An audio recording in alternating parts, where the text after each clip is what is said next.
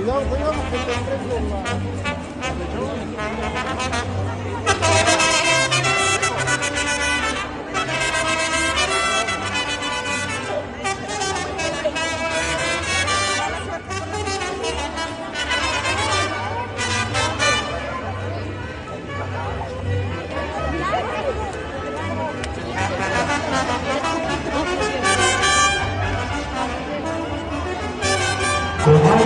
Por su tercer año en este encendido está de fiesta.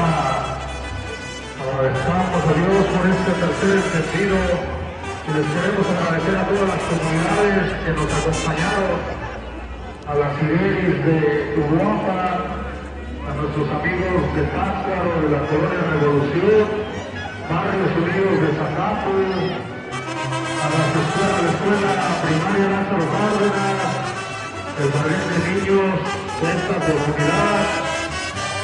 Queremos recordar que este año los que encendieron el fuego nos acompañaron las autoridades, el jefe de tenencia y el comisariado general y abuelos de la comunidad, que fueron los que encendieron esta hoguera.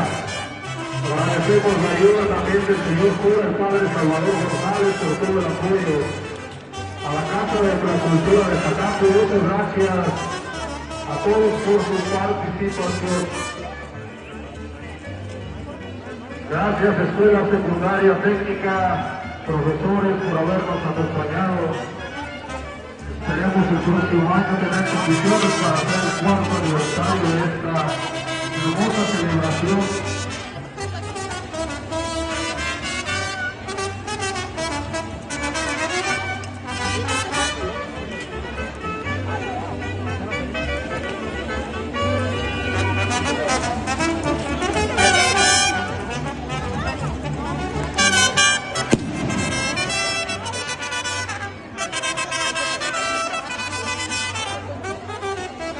Felicidades a los carreros de Comanda, tienen 3 años haciendo esta celebración, su trabajo se los recompensará de gran calor. Felicidades a abuelos y abuelas